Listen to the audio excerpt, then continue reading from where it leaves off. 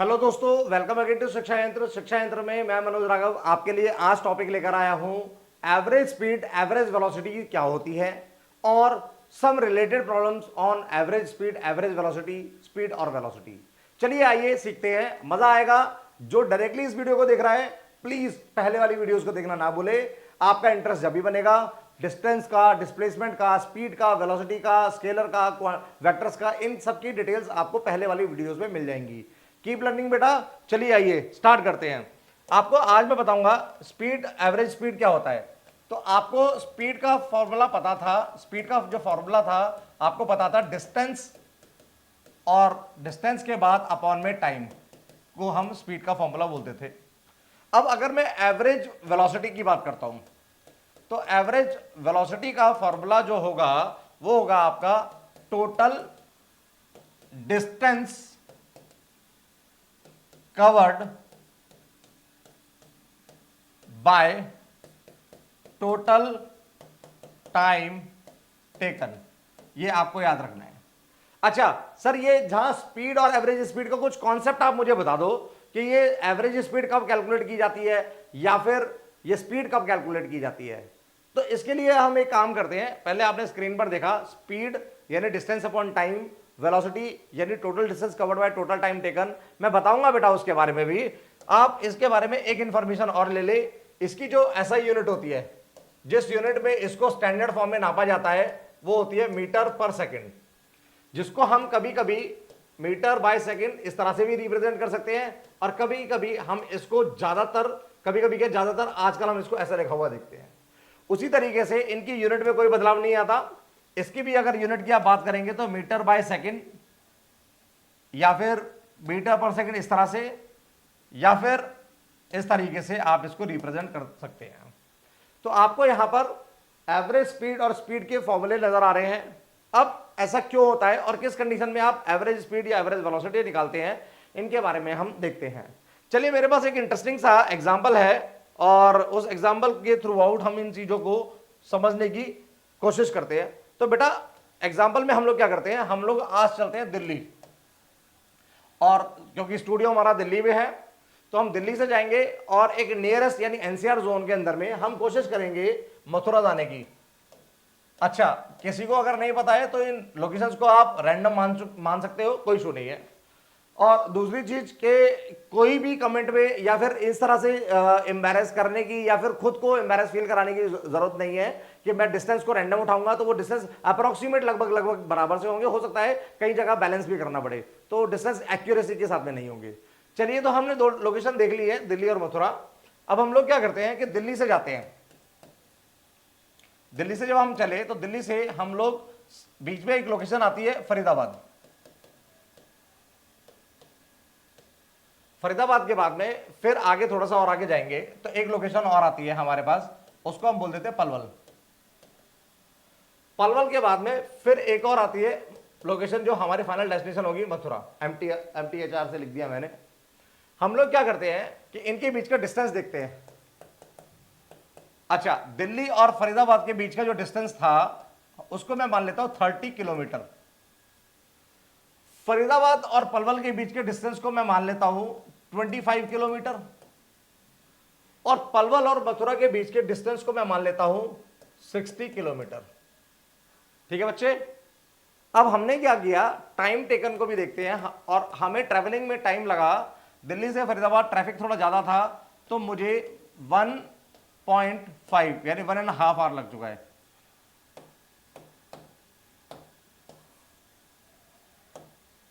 One and half hour लगा। फरीदाबाद से पलवल जाने में मुझे सिंगल आवर लगा, और मैं मान लेता हूं कि मुझे पलवल से मथुरा जाने में भी जो लगा वो 1.5 आवर लगा।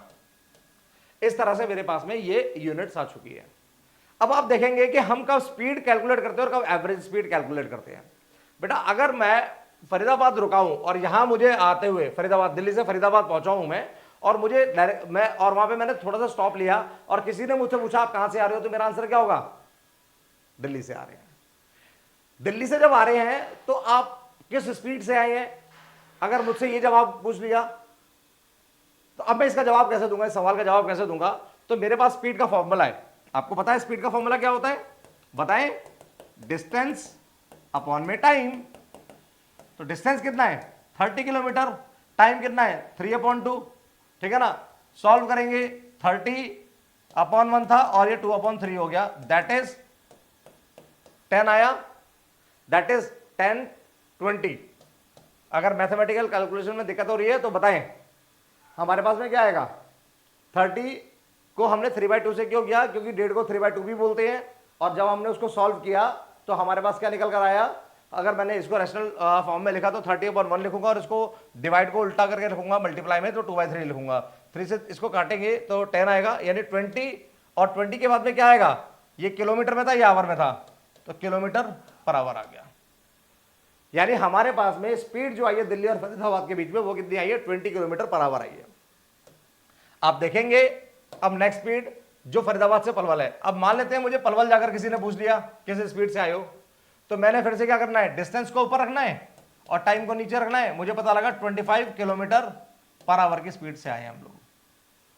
अब मुझे अगर कोई बोलेगा कि पलवल और मथुरा के बीच में आपकी स्पीड क्या रही है, तो मैं फिर से क्या करने वाला हूं, या इंक चेंज कर लेते हैं।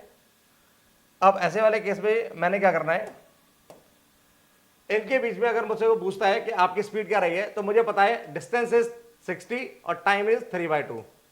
रैशनल फॉर्म से लिखेंगे 60/1 इंटू में 2/3 करेंगे, ये कितना आएगा 20 आएगा, और यहां देखेंगे तो 40 किलोमीटर पर आवर की स्पीड से आए हैं। अब तीनों जगह हमने स्पीड तो निकाल ली, एक जगह 20 आई, एक जगह 25 आई और एक जगह 40 स्पीड आई। क्वेश्चन जनरल थे, दिल्ली से फरीदाबाद के बीच में पूछा गया, फिर दूसरे पॉइंटों के अगले 2 पॉइंटों के बीच में पूछा गया, फिर अगले 2 पॉइंटों के बीच में पूछा गया। आपने आसानी से आंसर दे दिए, क्या क्या, कहीं 20, कहीं 25, कहीं 40। पर कभी कभी क्या होता है कि कोई आपसे पूछ रहा होता है, अब आपसे वो स्क्रीन पर पूछ रहा है, क्या आपसे बोला दिल्ली से पलवल आप किस स्पीड से आए हैं, तो आप उस केस में 20 वाली बोलेंगे या 25 वाली बोलेंगे, आप दोनों में से कोई भी स्पीड नहीं बोलेंगे, बताएंगे ना। आप 20 बोलने के हकदार हैं और ना आप 25 बोलने के हकदार हैं। आपको रिकैलकुलेशन करना पड़ेगा। क्या कैलकुलेशन करना पड़ेगा सर, उसके लिए स्क्रीन खाली करनी पड़ेगी। मैं स्क्रीन खाली करूं, ठीक है, कुछ कुछ स्क्रीन खाली करते हैं, उसके बाद बढ़ते हैं। मैंने ये सारे एरिया हटाए। अगर मुझे कोई पूछता है सर आप दिल्ली टू फरीदाबाद गए हैं, तो दिल्ली टू पलवल गए हैं, तो दिल्ली टू पलवल की अगर मैं बात करूं तो मेरे पास डिस्टेंस कितना है 30 + 25 55 किलोमीटर का डिस्टेंस है, टोटल डिस्टेंस। टोटल टाइम कितना है 1.5 घंटा और 1 घंटा, यानी 1.5 + 1 यानी कितना आएगा 2.5, जिसको क्या बोलेंगे 5/2। सॉल्व करो जरा, 55 ऊपर रहेगा बाय 1 और इनटू पे क्या रहेगा, ये अपॉन वाला ऊपर जाएगा 2/5, काटेंगे 11, क्या आएगा 22 किलोमीटर पर आवर। आपका ना इसका आंसर जो था वो 20 था, इसका 25 था, पर आपका आ गया 22 एवरेज ना।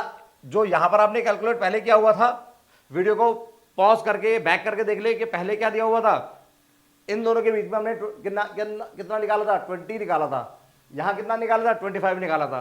अब इसका जो आंसर आया ना 20 आया ना 25 आया, क्या आया 22 किलोमीटर पर आवर आया। अगर कोई मुझे पूछ लेता है कि सर दिल्ली से मथुरा जाते हुए आप किस स्पीड से गए हो या किस स्पीड से आए हो, तो मैं क्या करूंगा, टोटल डिस्टेंस कवर करूंगा। किस किस का डिस्टेंस कवर करूंगा, 30 का, किसका 25 को और 60 को, सबको कवर करूंगा। एवरेज स्पीड निकालने के लिए, क्योंकि जब हम मल्टीपल पॉइंट्स को क्रॉस करते हुए आते हैं तो उस केस में हम क्या निकालते हैं, एवरेज स्पीड निकालते हैं। और मल्टीपल पॉइंट्स को क्रॉस करते समय जब हम एवरेज स्पीड निकालते हैं तो हम क्या करते हैं, स्टार्टिंग और एंडिंग पॉइंट के बीच में टोटल डिस्टेंस को कवर करते हैं और टोटल टाइम से डिवाइड करते हैं। आपके लिए टास्क और होमवर्क है, आपको दिल्ली से मथुरा का स्पीड निकालना है। कैसे निकलेगा दिल्ली से मथुरा का स्पीड, कैसे निकलने वाला है, आप इस टाइम को, इस टाइम को और इस टाइम को तीनों को प्लस करेंगे, टोटल डिस्टेंस आ जाएगा, सॉरी टाइम बोल दिया मैंने, डिस्टेंस आ जाएगा। फिर आप यहां के टाइम को, ये वाला टाइम और ये वाला टाइम, इसको भी प्लस करेंगे, तो ये कितना आएगा 1.5 घंटा, 1.5 घंटा 3 घंटे हो गए, और ये वाला 1 घंटा 4 घंटे हो गए। यानी आपने ओवरऑल रिजल्ट को, जो इसका रिजल्ट आएगा 90 यानी 115 किलोमीटर को आपने 4 आवर से डिवाइड करना है, और जो भी आएगा वो आपका फाइनल रिजल्ट होगा, एवरेज स्पीड होगी। उम्मीद करता हूं कि आपको एवरेज स्पीड कब कैलकुलेट करनी है, स्पीड कब कैलकुलेट करनी है, एवरेज स्पीड का फॉर्मूला क्या होता है वो समझ में आया होगा। चलिए इसी के साथ में मैं आपको एक चीज और क्लियर कर देता हूं। एवरेज स्पीड के बाद एवरेज वेलोसिटी का फॉर्मूला क्या होता है। अब हम पढ़ेंगे वेलोसिटी का फॉर्मूला। हमें पता है वेलोसिटी का फॉर्मूला होता है डिस्प्लेसमेंट अपॉन में टाइम। एवरेज वेलोसिटी का फॉर्मूला क्या होगा, एवरेज वेलोसिटी का फॉर्मूला होगा final velocity plus initial velocity upon में 2। ठीक है, दोनों की ऐसा यूनिट की बात करूंगा तो इसकी भी ऐसा यूनिट क्या होती है, मीटर पर सेकंड, जिसको मैं मीटर पर सेकंड कभी कभी ऐसे वाला भी बोल देता हूं और कभी कभी ms-1 भी बोल देता हूं। इसी तरह से इसकी भी यूनिट क्या रहेगी, मीटर पर सेकंड, और दूसरा क्या रहेगा मीटर पर सेकंड, और क्या रहेगा ms-1 रहेगा।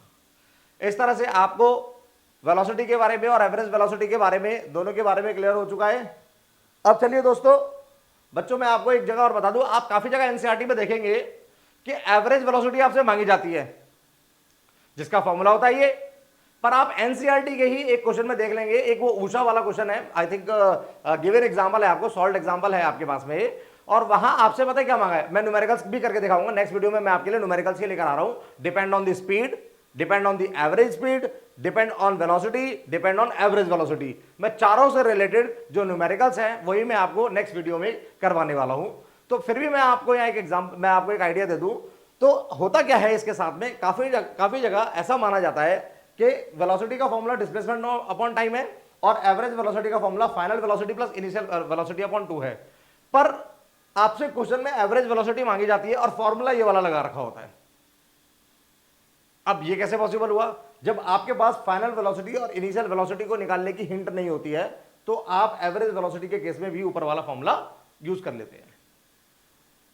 जब आपके पास में फाइनल वेलोसिटी और इनिशियल वेलोसिटी को निकालने की हिंट नहीं है तो आप एवरेज वेलोसिटी को कौन से वाले फॉर्मूले से निकाल सकते हैं, इससे, डिस्प्लेसमेंट अपॉन टाइम से। चलिए ठीक है, मैं इसको प्रैक्टिकली करके दिखाऊंगा आगे वाले वीडियोस में। कीप लर्निंग, कीप प्रैक्टिसिंग, जरूरतमंद लोगों तक पहुंचाना बिल्कुल ना भूलें।